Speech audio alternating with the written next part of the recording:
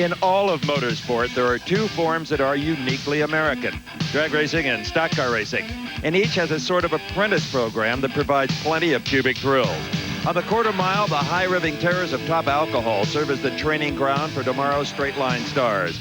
While in the oval ranks, NASCAR's up-and-comers learn to lean on their machines within the circular confines of concrete. From these competitive crucibles, the heroes of the future are forged.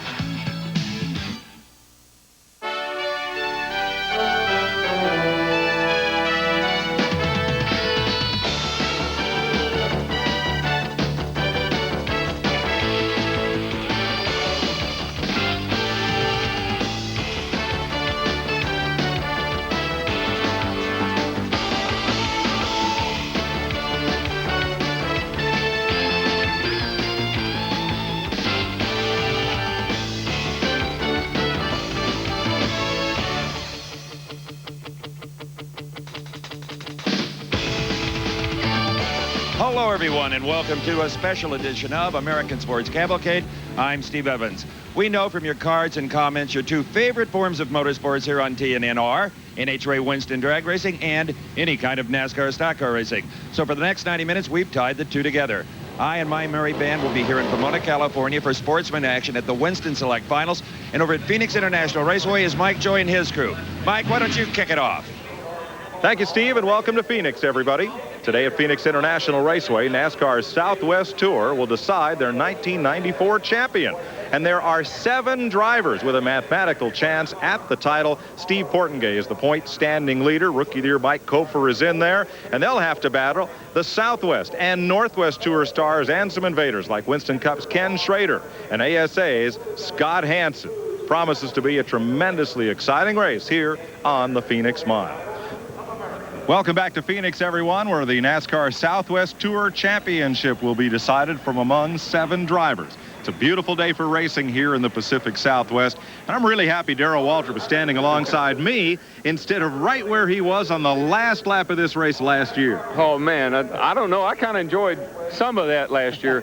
You know, we got a caution late in the race there, and I think we went down and got tires, and Schrader was leading the race, and he didn't, and I was chasing him down coming off at 2 and going into 3 over here. And I just caught him going into 3, and all of a sudden my spotter started screaming, "Stop, stop, not slow down, stop."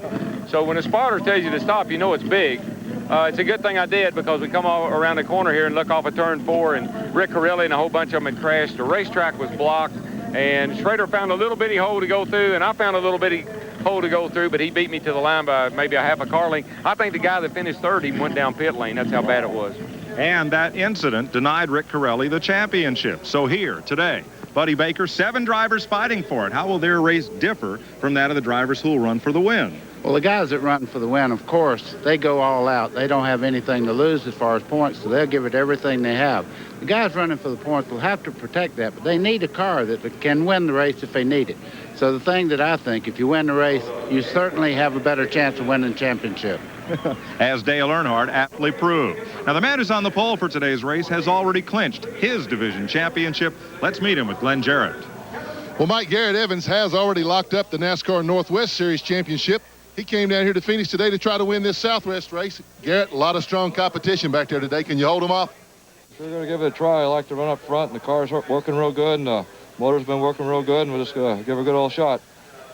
Well, as I said, he's got his 3rd Northwest Tour title. He's won 33 races on the Northwest Tour, looking for his first Southwest victory here today. Let's go to Randy. Well, 24-year-old Steve Portingay will start 12th in the 12th row today, 24th position. He's the current series points leader. Steve, the question is for you. Will you drive to win this race or to protect your points lead? Well, basically, I'm gonna drive real conservative for the first part of the race, and we haven't won this year, and the Michelin teams brought me here, and we've come a long way to get where we're at right now, so I'm not going to do anything foolish. But if I could win and win the championship all in one day, that would be great. But we're just gonna be real smart about everything, and if the Michelin and Chevrolet Lumina can get a victory here, we'd love it. Okay, good luck to you. Steve Portingay will be looking forward at a large group of cars and all around him for the 6 drivers that are chasing him for this championship today. We'll be back to Phoenix, Arizona after this. Welcome back to Phoenix as the field is in tow for the NASCAR Southwest Tour finale. Let's have a look at the starting lineup. Garrett Evans, the Northwest Tour champion, is on the pole in a Ford, and Rick Crawford, who was third here 1 year ago, has a Ford. That's your front row. Kenny Schrader won this event. It was 2 years ago. I'm corrected. It only seemed like last year that he beat Darrell Waltrip. And Roy Testa, third in all-time win list in row 2. Lance Hooper has a shot at the title. Kenny Shepard, 10th in the point standings. And Danny Crafton, who finished second here in 91. And Brett Bell, who won here in February. Rick Corelli, the 91 champion, and Bob Lyon, who won up at Bakersfield, filled the 5th row. Chris Trickle, that's Dick Trickle's nephew, and ASA's Scott Hansen in row 6. Doug McCown has a shot, and John Dillon. Row 8, Brian Germoni and Ron Hornaday, both in that point race. Dan Press and Brian Brown. That's Dennis Dyer and Toby Butler. Terry Henry and Gary Smith in row 11. Kevin Sawinski and Steve Portengay back in row 12, the point leader. Kelly Tanner and Mike Bonicelli. Kevin Harvick, Ernie Cope, Mike Kofer, Rookie of the Year and a contender. Ron Eaton in row 15. Randy Olson and Paul Peoples. Mark Meach. Dale Williams is in this point chase, last year's Rookie of the Year. Michael Alsop and Ken Boyd. Tom Sweetman and Martin Rossler in row number 19. And in the 20th row, Ron Esau won the last chance qualifiers race. Jay Sauter, that famous family up in Wisconsin. Jim Engelbright and Steve Holshausen is the 42 car field. Now, it's a backup car for car number 7. Roy Testa crashed yesterday, wiped out his car. They had to haul one in from Lake Tahoe, California, 10 hours away in order to make today's race, and he'll start in the back. John Dillon was involved in that accident and goes home. Green flag. Garrett Evans takes off as they fan out across this wide front straightaway. Squeezed down into turn number 1. Evans, the pole sitter, in a Ford. Takes off out of turn 2. Mike, sometimes these cars are really a lot better on the get-go, like it's their own biased tires, and they got the stagger right where they want it when they start the race. But with biased tires, it can change on you in a hurry. So a lot of times these cars will take off really quick, but then they fall back as they run a while. These cars are faster around the Phoenix Mile than are the Winston Cup cars. And in fact, they're very similar to NASCAR's All-Pro machines from the East Coast. Yeah, they are. The car running in third there is Kenny Schrader. It's the AC Delco car that you see coming in. And the 5th place car just went up in smoke. Kenny Shepard, number 95, the 10th place point man. Big trouble in turn 2, perhaps in the oil from Shepard. 66 Mark Meach goes around. And there were 2 other cars that spun and then continued. I don't believe we're going to get a caution out of that. They both spun around and kept on going. That always makes you wonder, was they're all there or just overreaction there, because all these cars are getting through there clean. So what it might have been is one car slowed up and everybody just chain reaction a little bit. Here comes Schrader for second, going to turn 3. You know, I expect Kenny to run really well here. He won a race a couple of weeks ago in this car, and with these same guys, and he's fast here. He always has been. I've had some good races with him here. I expect him to be real fast today. Now here comes Steve Portengay in number 14. He's moving up on Germoni. That is your title championship chase. Boy, these guys came through there in a hurry, didn't they? I mean, They started back, 19th place, and they're up there challenging for the top 5 already. There's a look at the top 5. Garrett Evans has taken off from Kenny Schrader and Rick Crawford's battle. Lance Hooper and number 56, Brett Bell. I don't know what Garrett Evans has got in his car, but it's a rocket ship, man. He just checked out on everybody. Germoni there, he gave way just a little bit. He's running a very smart race right now. I think he's got a little faster race car than he's using right now. He just let that car go under him and just backed off, getting in the corner and let him go. Second place battle here. Schrader in 52. And Rick Crawford finished third here last year in car number 1. Crawford out of Mobile, Alabama. He's a hard runner too. Ooh, he's hard, almost hard against Schrader right there. Yeah, he'll run hard, and he knows how to pass. Could have won this race last year. Had a strong shot at it. Scott Hansen did. These cars are 2.8 seconds behind the leader, Garrett Evans. Darrell, you look at Kenny Schrader there. He probably run 2 races last night looking for somewhere to run tonight. He's probably the most active race car driver in the United States right now. He is really miserable if he has to stay home one night a week. He just races all over the country, and he really loves to race. He's not doing this for money. He's doing it because he likes to race. And he's got a lot of cars. No, I think we're going to have trouble here, guys. Turn 4. One car slams the wall with the left side. And now 4 cars are in it. Here comes the field back to the line. And they split the 86, Kevin Sawinski. Caution is out. Let's show you what happened here. Wow, the two white cars the two coming white off cars. the corner There you there. go. He just got into the quarter panel there. He got down on that flat's what he did, and it kind of put him up into that car on the outside. And boy, when he did, away they went. And here comes the oncoming traffic, and this could have really gotten nasty. 55, Kevin Harvick was the white car that got turned and went hard up into the turn 4 wall, and it still sits there. Kevin Sawinski is the red car in the middle of your screen. Yeah, the 65 car, fuel came out of it. Got a little fire out of the car, but it went out, Well, you see, he got into the quarter panel here and turns him around. Now, Sawinski, he's just along for the ride. The red car there, right into the wall, head on and back across the racetrack. He really was doing everything he could to mess the wreck and got pushed right into the wall. As the caution continues here at the Featherlite Southwest Tour finale, let's look at the top 5. We'll be back with more action after this message. Welcome back to Phoenix International and the Featherlite Southwest Tour. I'm Mike Joy with Buddy Baker, Darrell Walter, Glenn Jarrett, and Randy Pemberton. On the restart, Garrett Evans once again takes off. Rick Crawford is second. Kenny Schrader is third. And the fourth place car, Brett Bell, who won here at the Copper Classic in February. 56. Boy, Crawford's coming on strong, too. I think he is a hard driver. And he has a driving style a lot like Dale Earnhardt, and he's going to chase down Garrett Evans. And Garrett is an easy-talking, slow-walking young man. So that's two contrasting personalities right there. Well, right behind them is the Storm. Kenny Schrader, and he's coming on. He's running really hard right now. He's trying to close the gap with the first two cars. Yeah, well, I think what Schrader will do is he knows this racetrack. He knows he's run a lot of races here. He'll be a little conservative in the early going, I think.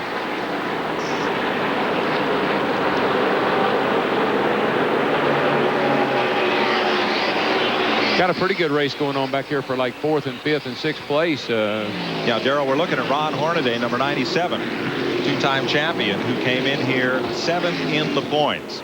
But Steve Portengay would have had to finish 42nd or worse for Hornaday to have a chance at the championship. Now that cannot happen. So there's Danny Crafton in 46, just ahead of the two-time champ. Ron Hornaday Jr. will not repeat. So there are now 6 drivers left in contention for this Tour Championship. On pit road is 4th place point man. That's Dale Williams. Here's Randy. Well, he's definitely in it. It appears that he cut down the right front tire, but they've been working awfully long on the right front. He's already lost a lap as they continue to work. He's down in a very, very slow pit stop. I'll have to find out what happened to these guys. And the lease code number 89 goes back out, and Dale Williams, title hopes dim. He came in here 4th in the standings. Scott Hansen was really closing up in that white car right there, and he was really closing up quickly, and all of a sudden he went into 3 and 4 over here, and the car went real high with him, and he lost a lot of ground. So I don't know, maybe there was some fluid on the track with the 4th place point man coming in, and now him kind of acting like there was something wrong. Maybe there's some fluid on the track. Having a look at Dan Press as he runs down Hornaday, and then black number 25. Press is the driver and fabricator who builds the rear end center sections for a lot of racers around the country. Yeah. Darrell, you see the line he's taking through the corner. You guys back home that run weekly, if you ever get your race car to handle like that 25 is in the corner right now, watch him go in the corner. And you talk about a car that's sticking well, he's just passing them at will right now, and that's what a good race car does. Let's update the Dale Williams story. Here's Randy. Well, I talked to crew chief Jackson Stewart. He said Dale did brush the wall. He damaged the wheel pretty badly, and also it hurt the hub. So the car is a little bit askew out there right now. So it certainly dashed his championship hopes, but he's back out there running. Let's have a look at top 5. We'll be back for more action after this. Welcome back to American Sports Cavalcade in Phoenix. Wow. That was kind of breathtaking there down the front straightaway. These guys don't believe you can't run 4 deep into a corner. These guys are really racing hard right here. Look at the guy taking all those chances on the inside. That's Portengay, your point leader. Wonder if, did somebody tell him that he had the championship clinched or something? Not possible. Not at this stage. He's gassing her up pretty good right now. Portengay finishes in the top 6 spots in this race. The championship is his no matter what the other 5 drivers do. There are a lot of different combinations of how this could turn out. Well, he's throwing pretty hard right now. But obviously has a good race car or he wouldn't be leading points. You know, Darrell, you hear every week from people, everybody has a different way of going at a championship. You've won championship. Did you ever really protect the lead? Only a couple of times when we went into the last race knowing, kind of like this guy does, where we had to finish and what all the scenarios, where we had sheets just like he's got, where he knew every possible scenario, and then we tried to run to that, whatever that pace was required. You got to know where, it's kind of like Elliott and Kawicki were a couple years ago at Atlanta. You've got to know if you lead the most laps, and if he finishes here and I finish there, you got to know all those things when you go into the last race. Portengate just moves past Brian Brown. He is 13 seconds behind the race leader. We asked Steve Portengate about just that. What would be his race strategy for this final event today? We're just probably going to pedal the first 100 laps and, you know, about the last 86 laps, hopefully get some good smooth pit stops and just stay out of trouble and kind of do like we've been doing all year long. And not a very good qualifier, so we're kind of starting way in the back. We got to dodge some bullets, but I think everything's going to go okay. We're just going to pedal the first 100 laps. Strategy is a great thing to talk about in pre-race, isn't it? It really is. But if you notice, you know, we was talking about how hard he drove. You look behind him.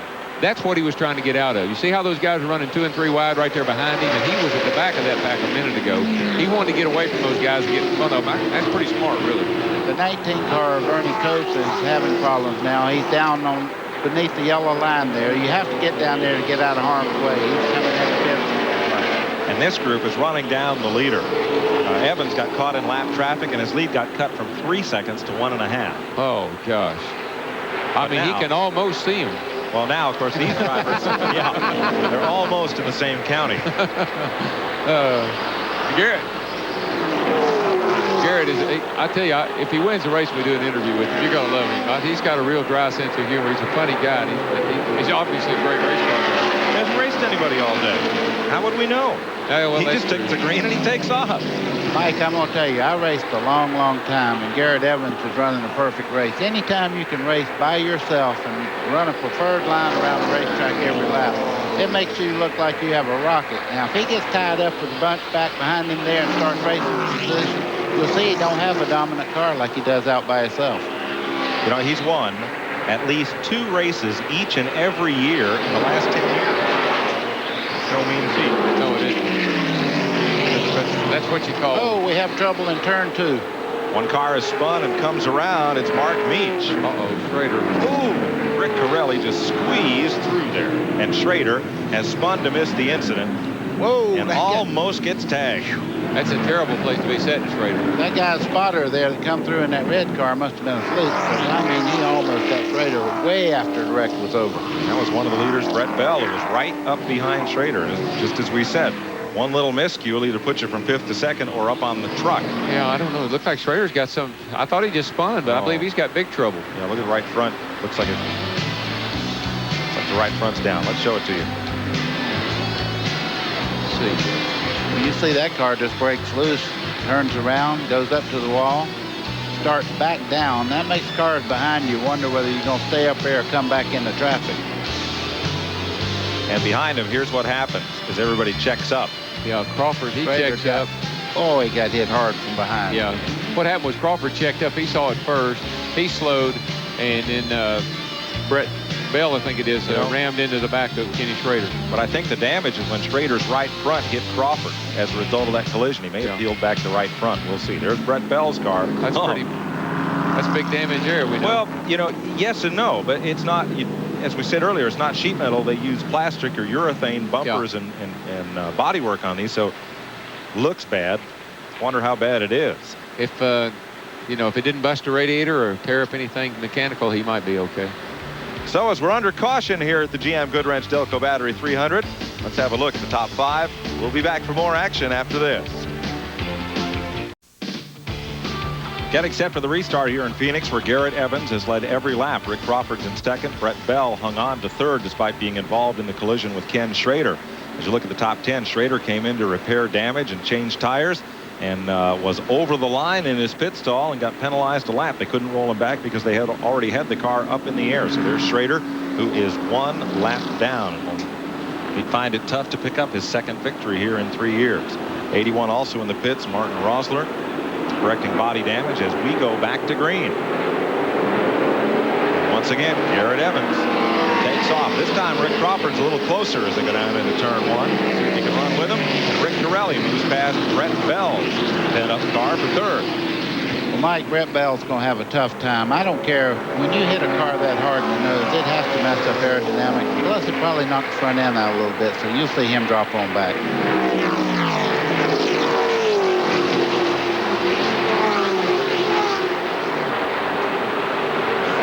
Yeah, he's definitely struggling, buddy. I think I'd have come in under that caution and worked on that thing a little bit if it had been me. You see Dan Preston's car, the number 25 car there, he's on a steady march up through the field. He's third car in that picture there. He got cut off just a little bit coming out of that corner. Probably a lot to him, but... Bob Lyon in 44 cut down in front of him. Now Bob is in the point chase. 5th in the point standings at number 44 coming into this final event. Boy, he gets crowded off that 4th turn there. The cars really get close together when they come off of turn 4. And up against the wall, 07 Lance Hooper. Hooper is the number 3-point man. Whoa, Lance. And he has crashed just underneath the Goodyear Bridge in the middle of turn 4. Caution is out. Oh, milk's about to curdle. Press to the inside. Boy, Dan's being real. He knows the car's good. He's being real cautious. Now, he could have driven it on in there. He's cutting him a little slack here. There he goes. I'm like Buddy. That 25 car, those 2 tires didn't do anything but help him. He's just quicker than he was earlier in the race. Yeah, you can watch a race car. When he cuts through traffic, he just sets them up and drives right up under them. Anytime you get that third line on the bottom part of the racetrack and set that angle off on the outside car, you can move right on by. But old Garrett Evans is slowly working his way up through there, too. It'll be interesting to see if Dan can handle him. Well, they battled back and forth all year. Press lost the championship to Evans by only 3 points in the Northwest Tour. No kidding. Gosh. So they're familiar with each other. Oh, yeah. You know, Darrell, you mentioned a while ago about Steve Portengay. One thing he won't do, he does not put himself in a pack of cars. Anytime he gets into a battle like that, he goes hard enough to get away from them, kind of run in a hole there by himself so he does not get trapped up in maybe a wreck or something like that. Smart guy. You see why he's leading the point standing. Well, there's Evans going underneath the cow car, number 17, Randy Olson. Oh, that old cow car, he's milking her again. We're told that Olson may be dragging a fender brace for some other piece of body work. Right on the right rear there. And they want him in to take that off. Oh, now, come on. Hey. What in the world? It's just... They're ringing the cowbell on the flag stand for Olson. Whoa, we got a race for the lead here, folks. Good grief. Good thing. Rick Torelli is close right down on Dan Press. Well, there's a little difference in when they took on tires. He really got tires maybe 10 laps later than Press did, 15 or so. So he's going to be maybe a little quicker at this point in the race. Well, you know, Rick Torelli, one thing he's doing right now, he's not using his car up there. He closed in car length at a time. There wasn't a second or a half a second every lap or anything like that. He eased his way up there. I think he's got a lot of race car left. See him trying to get the inside lane there, but that race car is really hooked up right now.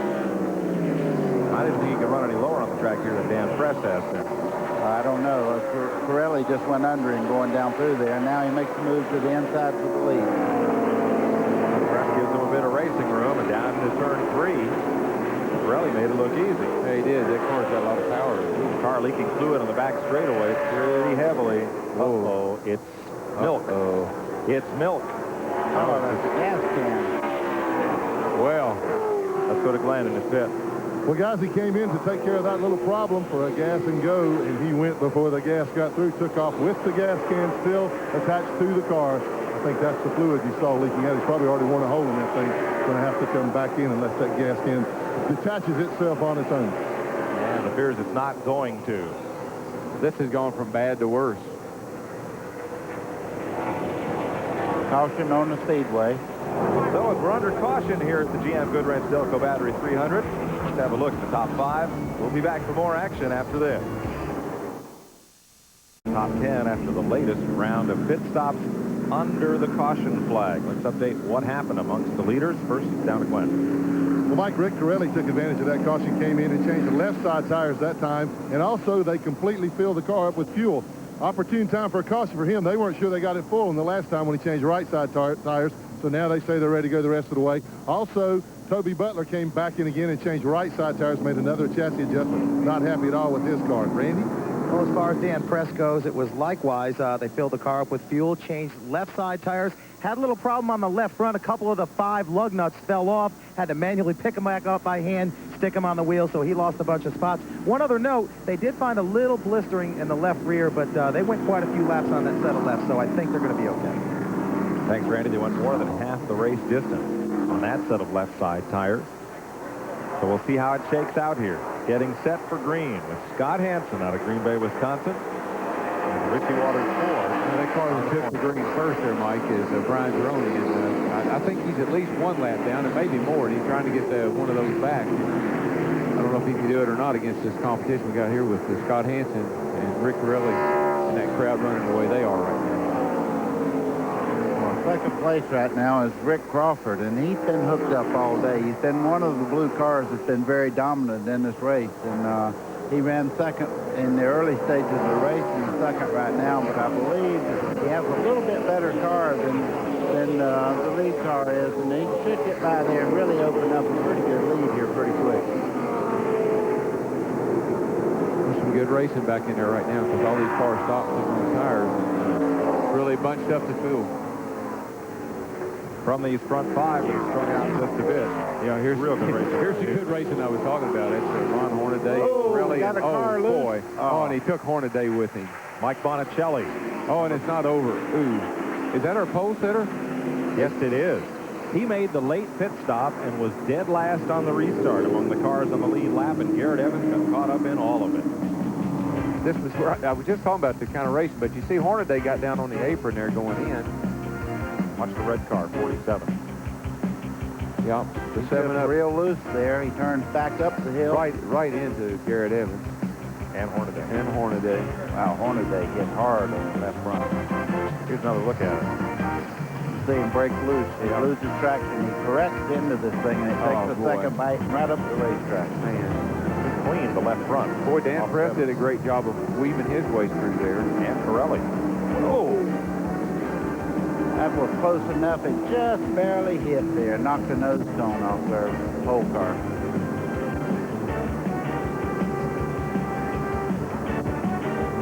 As we continue under yellow, let's move over to Pomona. Steve Evans. Thank you, Mike. Starter there for in the 4th place. And Dan Press is still in the mix. So got some good racers left yet. They really mix it up on these restarts. Boy, they get 2 and 3 wide and really do some dicing around on these restarts. You know, Darrell, you see Dan Press right there getting under Corelli in the middle part of this corner. He changed left side tires. They set that car on fire. They're bumping just a little bit there. Metal exchange there. Well, they're used to racing together all the time. They don't give much quarter. And they don't take much quarter. Dan Press in that black number 25 as they run off turn 4. Let's go down to Glenn behind Tim Wall. Well, guys, I thought for a long time today I was going to be talking to Garrett Evans in the winner's circle. He had an awfully strong car, but Garrett sudden into what looked like a real promising day. What happened out there?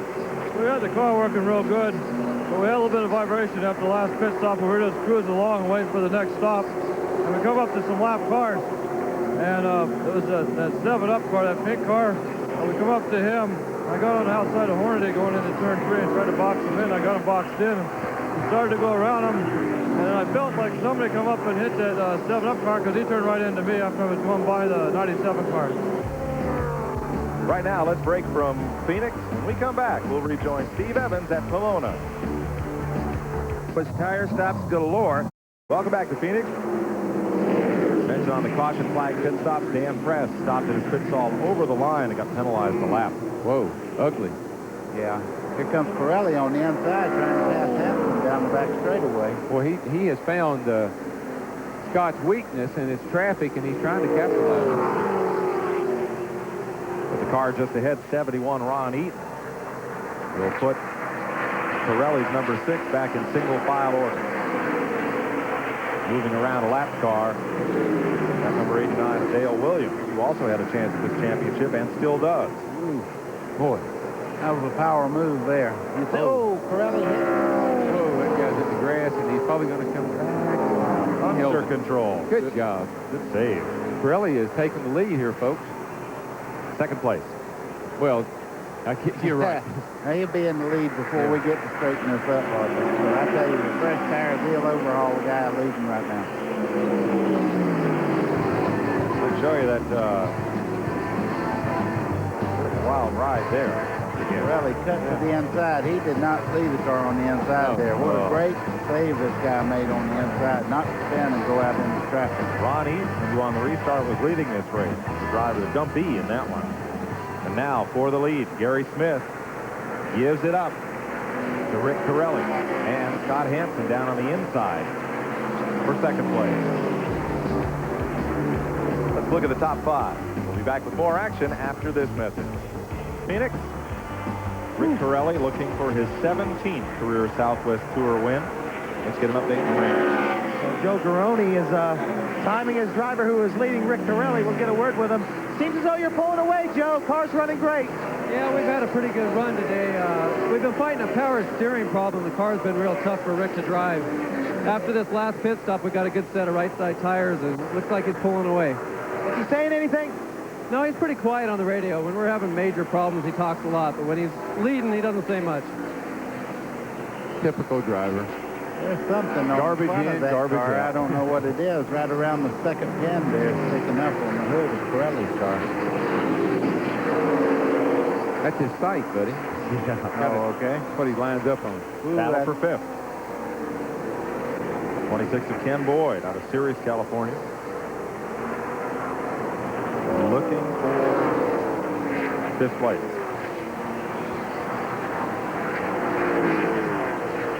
There's Rick Crawford. He runs way up near the front and runs second in the early going in the race. The 78 car. Steve Holthauser. Steve Holthauser. They're racing their hearts out right back here. You don't have to be running for the lead to have a good race. Big smoker out of turn 2. I think that's a 7 car. Wow. Roy Testa. Oh, and there's oil down there. Oh, 6 car yellow caution. flag. Yeah. This will be a race back to the flag. 46 car got down in that oil off of that engine. Rick Pirelli leads them down to the caution. And now Steve Portengay becomes the Southwest Tour champion. The only remaining contender, Dale Williams, is 7 laps behind the leader and Portengay, so can't catch him, can't pass him, and can't win the championship. There's your 1994 Southwest Tour champ. Rick Pirelli, Scott Hansen, Jay Sauter. Here's the rest of the cars that are on the lead lap in Phoenix. The GM Goodwrench Delco Battery 300, including the new champion of the Southwest Tour, Steve Portengay. Well, I tell you, this restart's going to be critical for Pirelli because they did put stage ride down in the bottom of turns 1 and 2 down here, and he's got to get through that the first time. If he can get through there without any problems, he's probably going to be all right. Boy, he got a great start there. He jumped about 2 car lengths on the second place car of Hansen. 4 laps to go. Does Scott Hansen have anything for him? Well, that stage ride was down low enough. It wasn't a factor, but I don't know. Pirelli's car looks pretty quick right now. Hey, Jay Sauter got a great restart since those 2 leaders are off and gone. Now, Jay was quick on the restart before, and his car seemed to slow down after just a few laps. So that was a big thing for him to start. Sauter in 3rd behind the 2 leaders. Pirelli looking for his 17th career victory in the Southwest Tour.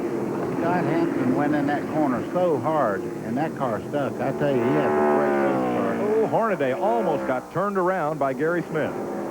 Now, Hornaday is out there with not much body left, and I don't think he can take another lick, but he almost got to use the back end of it that time.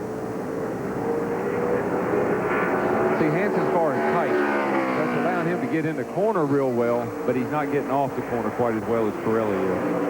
Black flag on Rick Crawford for jumping the restart. Oh, no. 2 to go.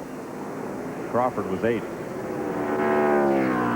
I would say that Pirelli right now is in a win mode. His it's up to him to lose or to win this race, and he'd have to do something pretty bad to lose it because the race car is so fast down the circuit. He's got one more lap to go. Rick Corelli, 1991 Southwest Tour champion who won in Tucson last month. Hansen again closes going into turn 1. As Corelli's never won at Phoenix. In his second here at the Copper Classic in 92. Turn 3. And again, Hansen closes it right down coming into the corner. For the money, $7,500 plus contingencies. Rick Corelli takes it off turn 4. Checkered flag. Corelli wins it. Hand out the window, cool breeze, taking it home. I want somebody to say I picked that car from the very first. Steve Portengay comes across, clinches that championship, the Southwest Tour.